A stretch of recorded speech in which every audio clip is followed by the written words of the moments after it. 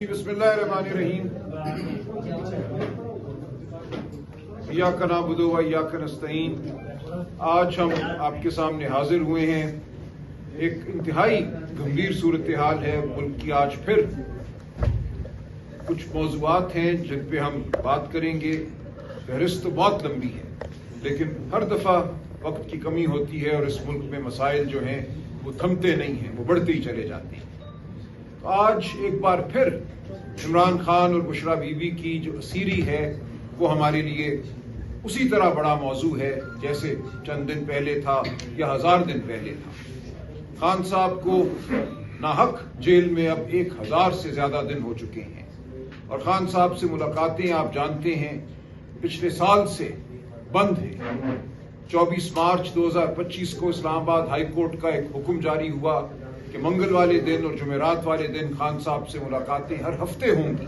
اس کے لیے لسٹ دی جائے گی، وکلاء کی، خاندان ملے گا، رفقا ملیں گے، لیکن ایک ہفتہ ایسا نہیں ہے جس میں اس حکم نامے پر عمل ہوا ہو۔ ہم نے لاتعداد توہین عدالت کی درخواستیں فائل کی اس کے خلاف، کبھی ایک کو بھیج دیا، کبھی دوسرے کو بھیج دیا، اپنی مرضی سے چنا کہ کس کو بھیجنا ہے۔ کبھی کسی ایسے شخص کو بھیجا جس کا نام کسی بھی لسٹ میں نہیں تھا۔ ہم نے اس کے خلاف احتجاج کیا اور اسلام آباد ہائی کورٹ سے استدعا کی کہ اپنے حکم کی ساکھ بحال کرائے، اپنے حکم پر عمل درآمد کروائے۔ لیکن اکتوبر 2025 میں ہماری درخواستیں اسلام آباد ہائی کورٹ نے بغیر کسی جواز کے مسترد کر دی کہ جیسے کوئی توہین عدالت ہوئی ہی نہیں۔ اس کے خلاف اکتوبر 2025 سے ہم سپریم کورٹ کے سامنے ہیں، ہم نے اپیل فائل کر رکھی ہے، ہماری پٹیشن وہاں موجود ہے، لیکن ایک بھی سنوائی اس معاملے کی نہیں کی۔ تمام عدالتیں عمران خان تک رسائی، عمران خان کا جو بنیادی حق ہے کہ اس کو قید تنہائی میں نہ رکھا جائے، اس حوالے سے بات کرنے سے گریز کر رہی ہے۔ لیکن ہم خاموش نہیں ہوں گے، ہم ہر روز یہ بات کریں گے، ہر روز ہم سپریم کورٹ کو یاد دلائیں گے کہ اس کا یہ فرض ہے کہ ایک شہری، ایک انسان، ایک سابق وزیر اعظم، ایک بھائی جیل میں بند ہے، اس کو قید تنہائی میں ڈال دیا گیا ہے، جو اظہار ثانی ہے دنیا کے ہر قانون کے مطابق، دنیا کی ہر کنونشن کے مطابق اس کو ٹارچر کا نام دیا جاتا ہے۔ 8 اپریل کو جب سلمان صفدر صاحب ملے خان صاحب سے عدالت کے حکم کے تحت بطور وکیل، تو خان صاحب نے ان کو بتایا کہ ان کی آنکھ میں کوئی فاقہ نہیں ہوا۔ خان صاحب نے ان کو بتایا کہ ہر روز 22 گھنٹے ان کو کسی انسان کی شکل دیکھنا نہیں نصیب ہوتا، اور جب کوئی آتا ہے پہرے دار تو اس کو حکم ہے کہ ان کے سلام کا جواب نہ دے۔ اور یہی حالت بشریٰ بی بی کی ہے، ان کو بھی آنکھ کا شدید عارضہ لاحق ہے، ان کو متعدد بار ہسپتال لے کر گئے ہیں، لیکن ان کے ساتھ بھی ملاقاتیں بند ہیں۔ تو ایک انسانیت سوز صورتحال ہے جس کے حوالے سے ہم بات بھی کریں گے، اپنی آواز ہر فورم پر بلند کریں گے۔ پوری دنیا اس معاملے کو اب دیکھ رہی ہے، ہماری آواز دنیا کے ایوانوں تک گئی ہے۔ ایسا نہیں ہے کہ ہماری آواز سے دنیا بے خبر ہے، لیکن دنیا کے اپنی پرائیورٹیز ہیں، وہ اپنی چیزوں کو دیکھتی ہے۔ دنیا میں کیا آج انصاف، قانون، انسانی حقوق کا راج ہے یا جبر کا راج ہے؟ آج ہمارے سامنے کھل کر وہ بات آ گئی جس کا ہم اعادہ پچھلے 3 سال سے کر رہے ہیں کہ اپریل 2022 میں خان صاحب کی حکومت، پی ٹی آئی کی حکومت، اس ملک کے عوام کی منتخب حکومت کو ایک بین الاقوامی گٹھ جوڑ کے تحت گرایا گیا۔ اس ملک کی اسٹیبلشمنٹ نے بین الاقوامی اسٹیبلشمنٹ کے ساتھ گٹھ جوڑ کیا۔ ان کی تائید سے، رضامندی سے یہاں ہمیشہ ہماری پارلیمان میں وہ ہوتے ہیں جو اسٹیبلشمنٹ کے بٹھائے ہوئے ہوتے ہیں، ان کے اشارے پر چلتے ہیں، ان کے اشارے پر ووٹ ادھر ڈالتے ہیں یا ادھر ووٹ ڈالتے ہیں۔ ایک پورا نظام قائم کیا گیا ہے اس ملک میں جمہوریت کو پابند سلاسل کرنے کے حوالے سے، اور یہ بہت سالوں کا نظام ہے۔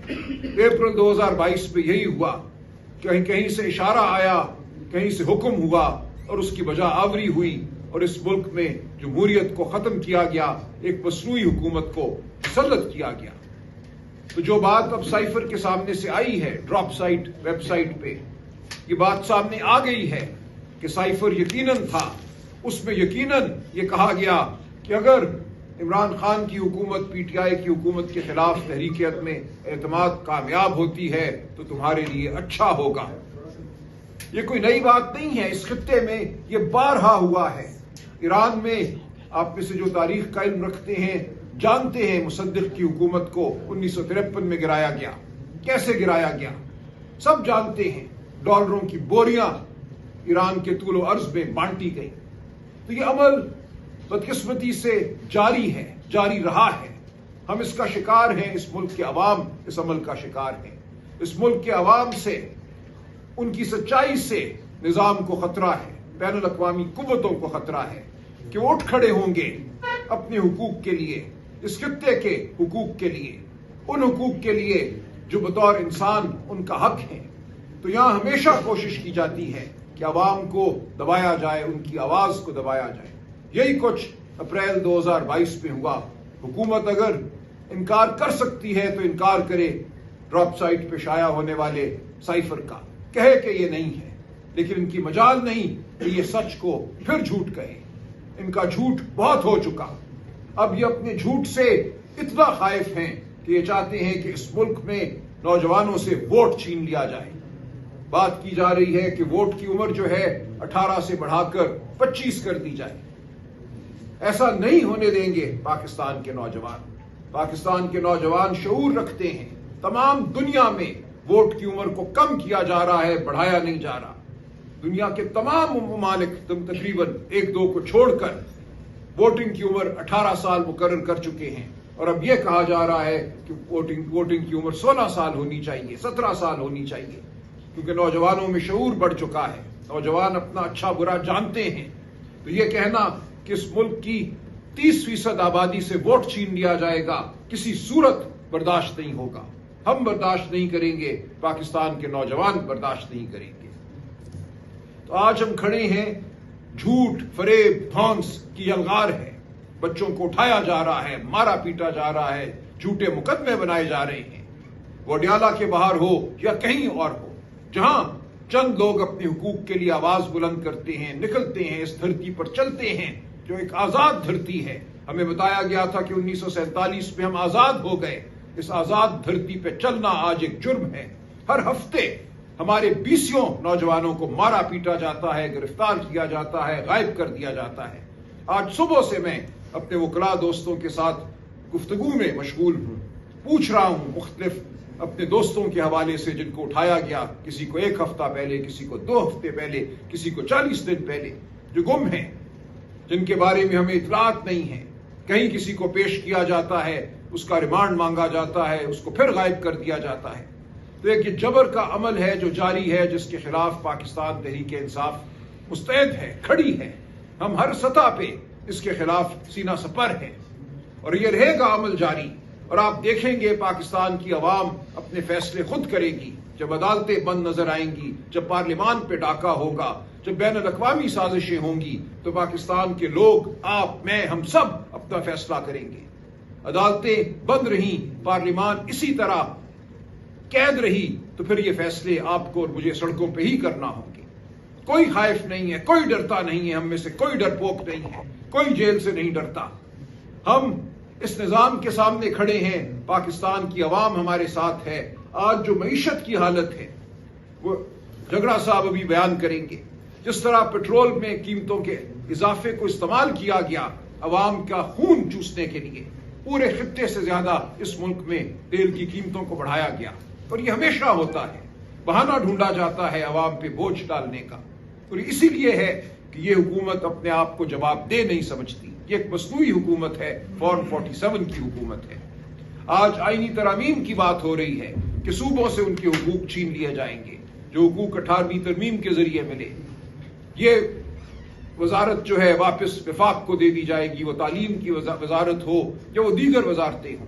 सूबों से पैसा छीन लिया जाएगा।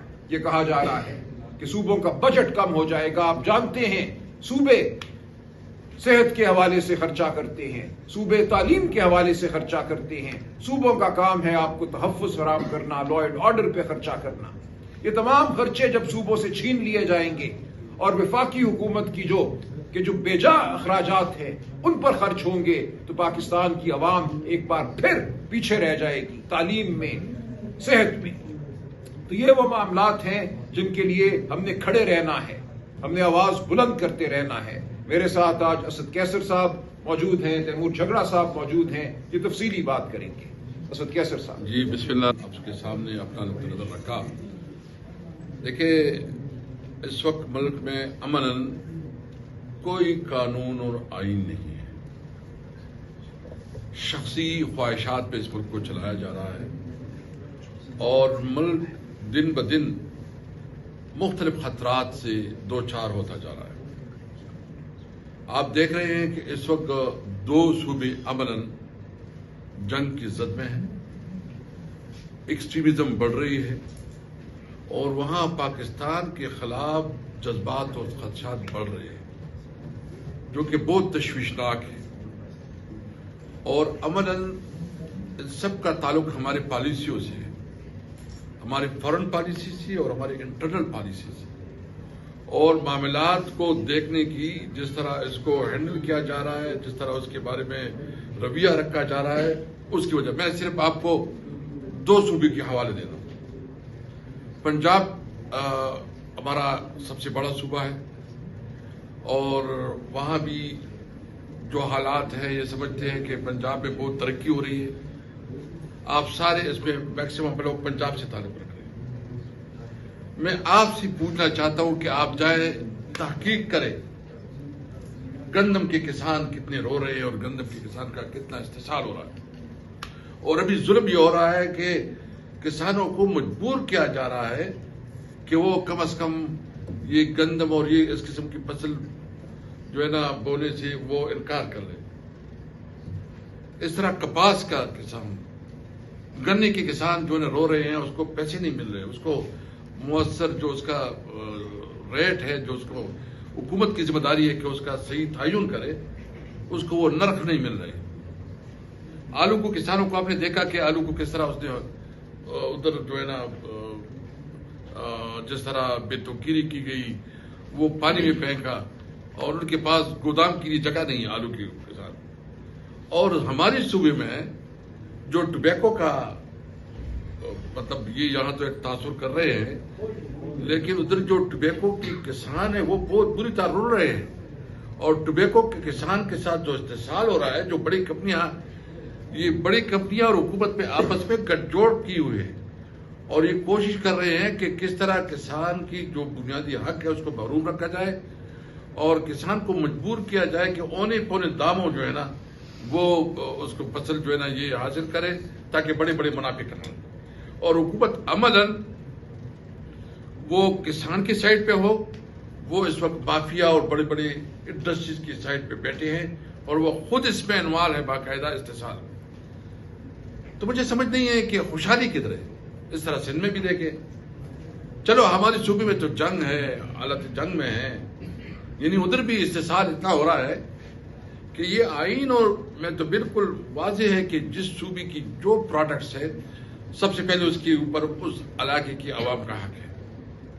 سی این جی ہمارے مطلب جو ہمارا گیس کا جو پروڈیوس ہے، جو جتنی پروڈکشن ہو رہی ہے وہ ہمارے لیے کافی ہے، لیکن وہاں سی این جی بند ہے، وہاں جو ہے نا گیس کی لوڈ شیڈنگ ہو رہی ہے بے تحاشا۔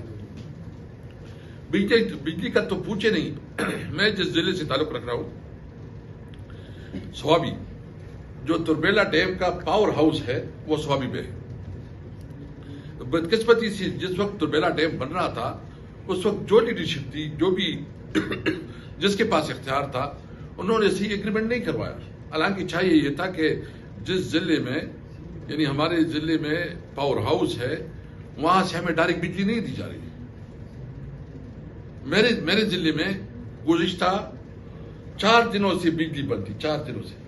وجہ کیا تھی کہ بجلی آ رہی ہے برہان سے، اٹک سے، لائن کٹ گئی۔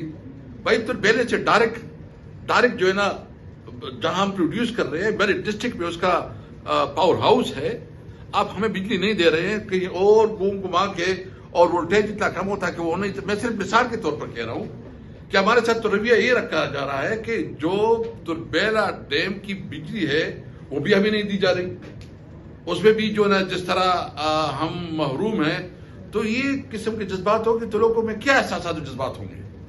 اور ساتھ یہ کہ جو خیبر پختونخوا میں بجلی کی لوڈ شیڈنگ ہو رہی ہے 18 گھنٹے لوڈ شیڈنگ، تو اس صورتحال میں کیا انڈسٹری ترقی کرے گی، کیا کاروبار چلے گا، کیا خوشحالی آئے گی. اور ساتھ یہ بھی کہ اس صوبے میں جو وار زون ہے اس کے ساتھ جو رویہ رکھا جا رہا ہے، باقی ڈیٹیل تو تیمور خان بتائیں گے.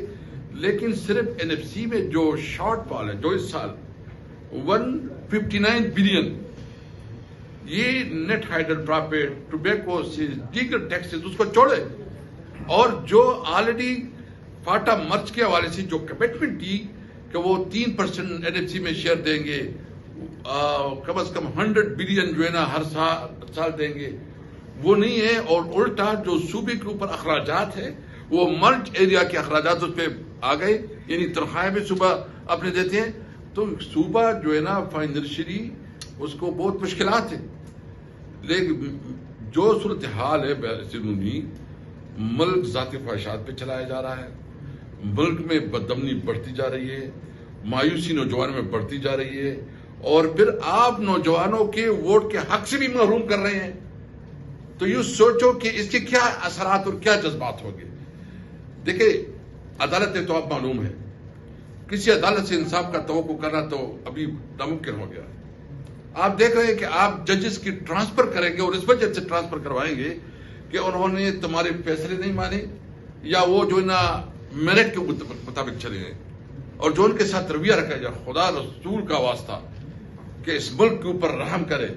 یہ وقت گزر جاتا ہے، کوئی پرمنٹ نہیں ہوتا، یہ عارضی ہوتے ہیں. آئے اس ملک کی سوچے، پاکستان ہمارے لیے سب سے پہلے ہے، پاکستان کی عوام ہمارے لیے سب سے پہلے ہے. ہماری پریارٹی پاکستان کی عوام ہونی چاہیے.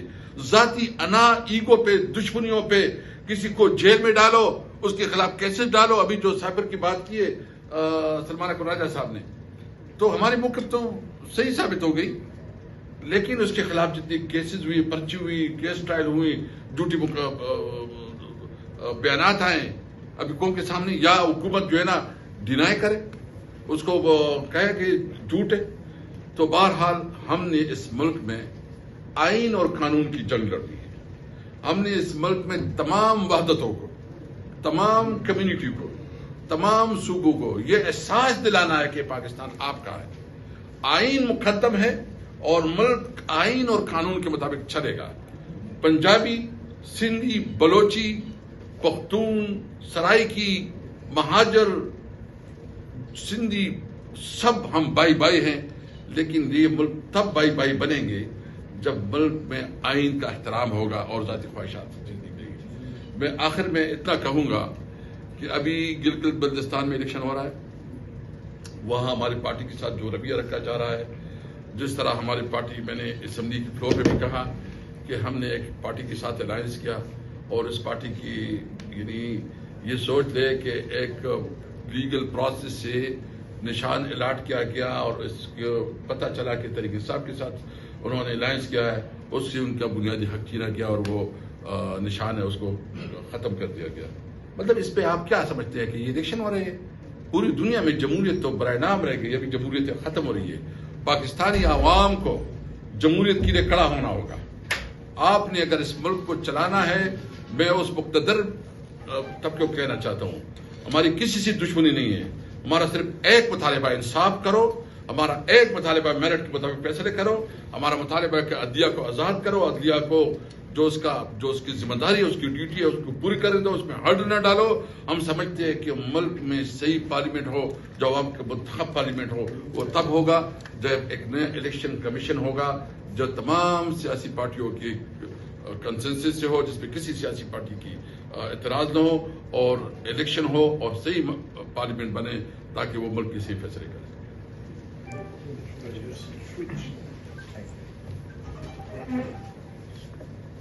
اکانومی پہ 2-3 ایشوز ٹچ کرنے سے پہلے میں آپ کو تھوڑا سا ثبوت دینا چاہتا ہوں کہ کس قسم کے بھونڈے فیصلے ہو رہے ہیں اور کس طریقے سے جو ہے ان کی سیل ہو رہی ہے آپ پہ کہ یہ کوئی بڑے زبردست فیصلے ہیں.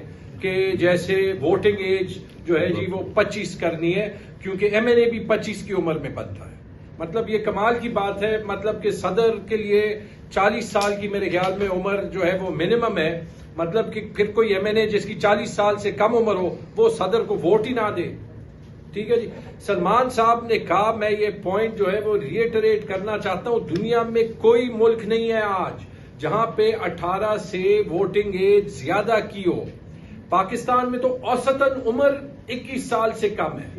یعنی آپ کے پاس 13 کروڑ پاکستانی 21 سال سے کم ہے.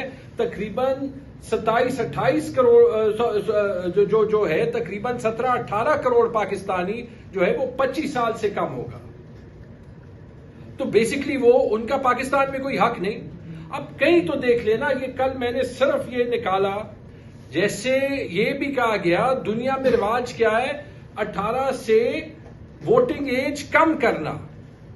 آسٹریا میں 16، برازیل میں 16، ارجنٹینا میں 16، ایکواڈور میں 16، مالٹا میں 16، کیوبا میں 16، بیلجیم میں یورپین الیکشنز میں 16، جرمنی میں یورپین الیکشنز میں 16، برطانیہ میں ویلز اور اسکاٹ لینڈ کے الیکشن میں 16، گریس میں لوکل الیکشنز میں 16، انڈونیشیا میں 17۔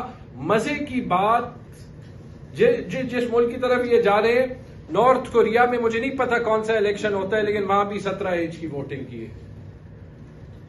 اور میرے ذہن میں ایک بات آئی، کل یہ میرے سے ٹی وی پہ بھی پوچھ رہے تھے، تو میں نے کہا یار اگر فارم 47 والے الیکشن کرائیں تو پھر فرق ہی نہیں پڑتا، آپ کو ووٹنگ ایج بڑھانے کی ضرورت ہی نہیں ہے، آپ نے تو ریزلٹ خود لکھنا ہے۔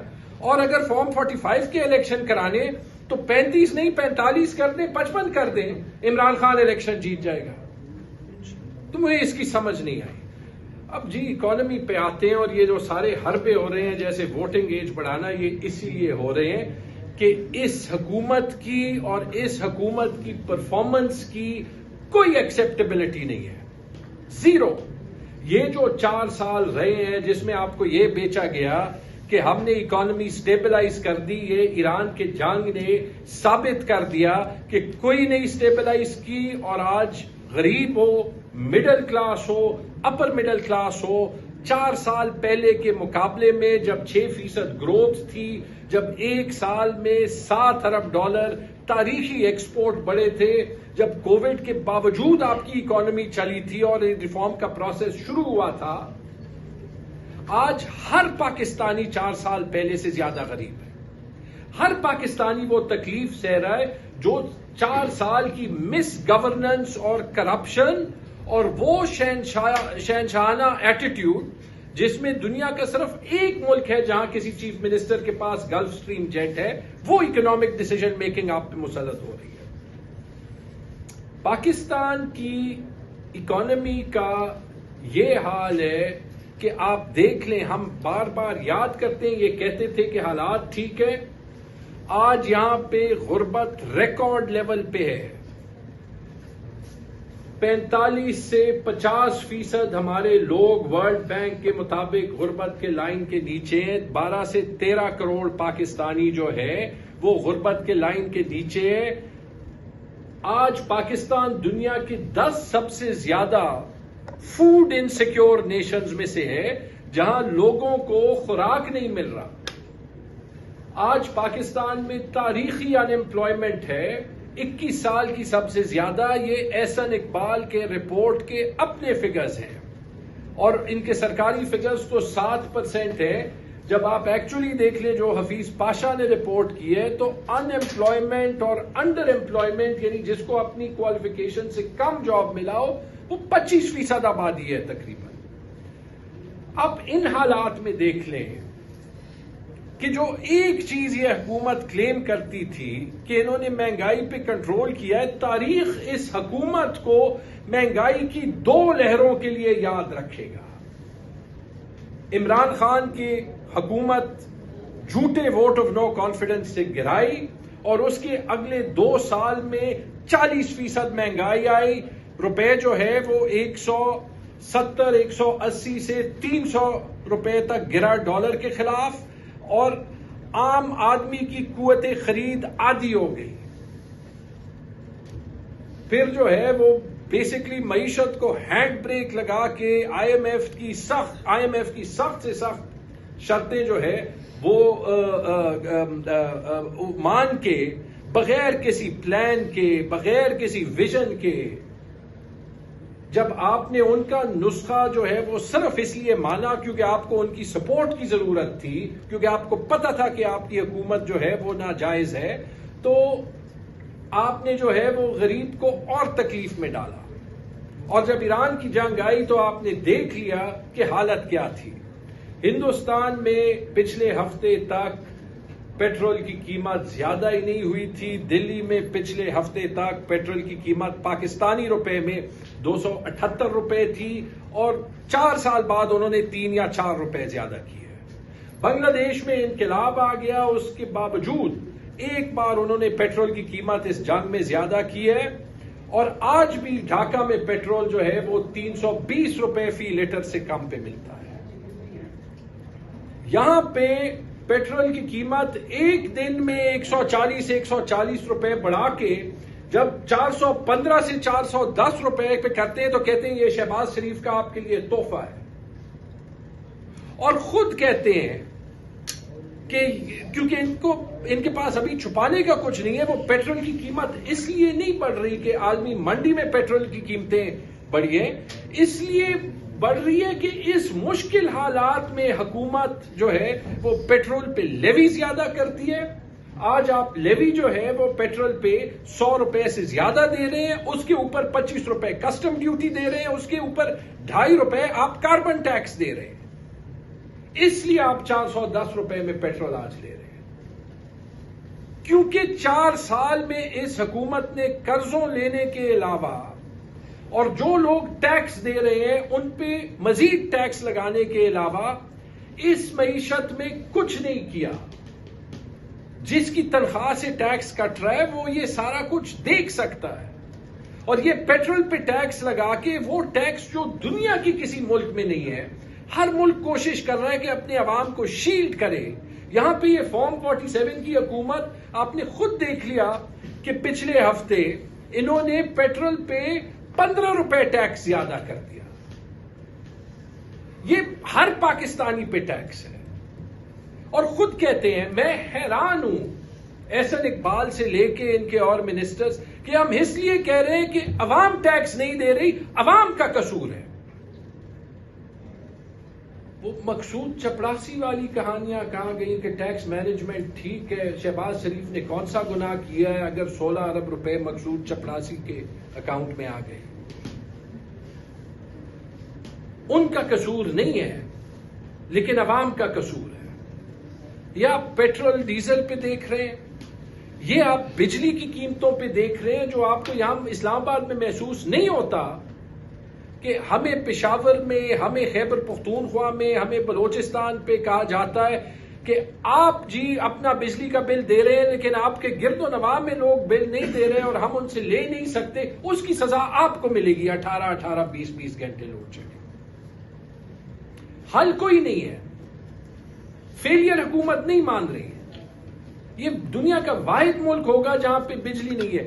پھر اگر آپ سولر پینل لینے کی کوشش کریں تو اس پہ آپ کو قصوروار ٹھہراتے ہیں، سولر پینل پہ ٹیکس زیادہ کرتے ہیں، نیٹ میٹرنگ کے ریٹس کم کرتے ہیں، کہتے ہیں آپ غریب سے چھین رہے، غریب کو تو آپ بجلی دے ہی نہیں رہے. پھر جب لوڈ شیڈنگ زیادہ کرتے ہیں تو کہتے ہیں یہ ہم آپ کو ریلیف دے رہے ہیں، بجلی نہیں دیں گے تو آپ کا بل کم ہوگا. مجھے بتائیں دنیا کا کون سا ملک ہے جہاں پہ یہ اکنامک مینجمنٹ ہوتی ہے؟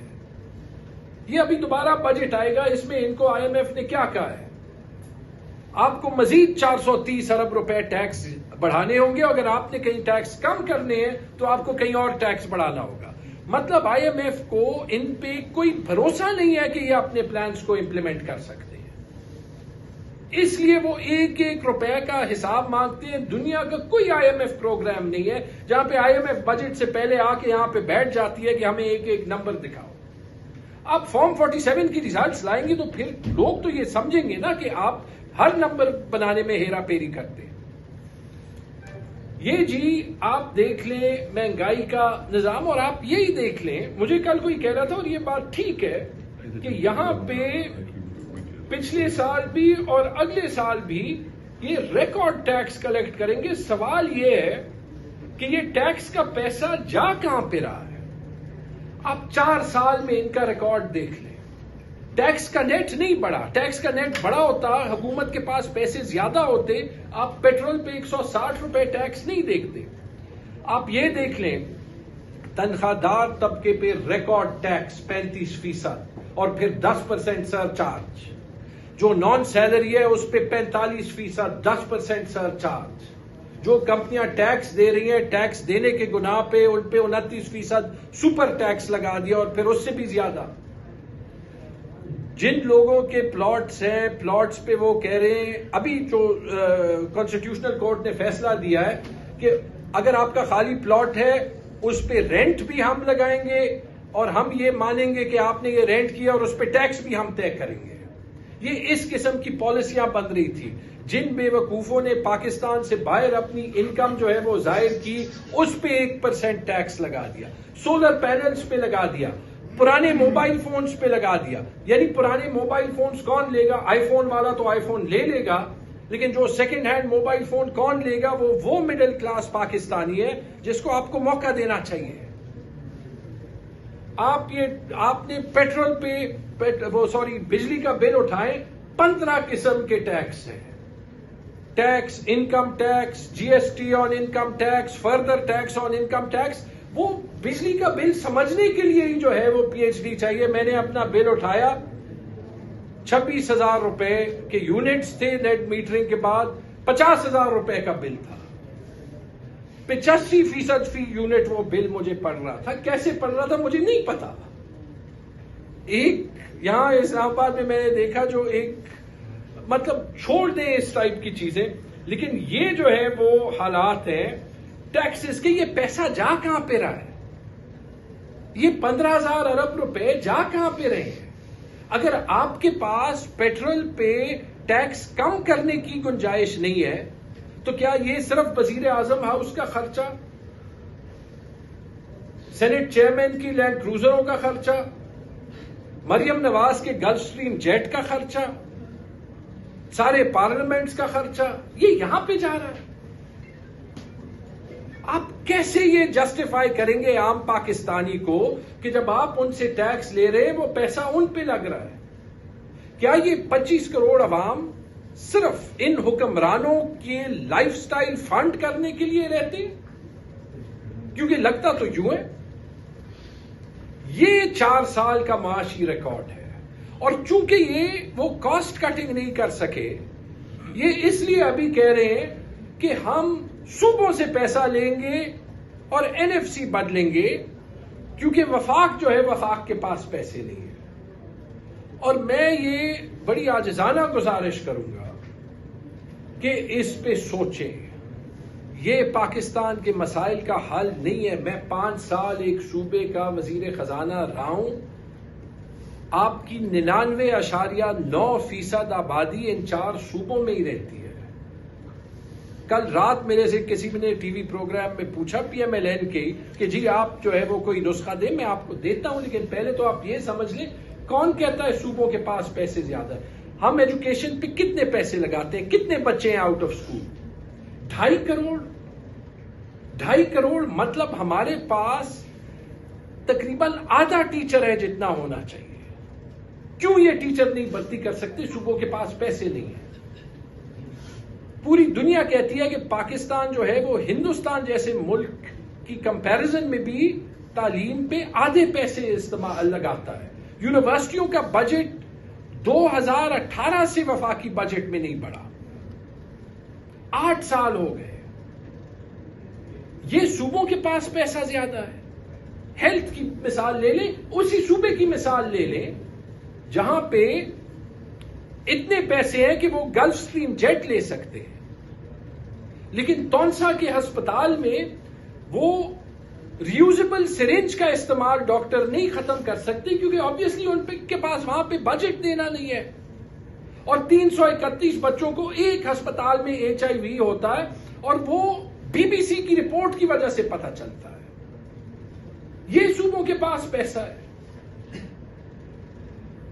سندھ میں یہ حالات ہیں، بلوچستان کی تو بات ہی نہ کریں. آپ کے پاس جو ہے وہ فاٹا میں 80 سال آپ نے پیسے جو ہے وہ نہیں دیے.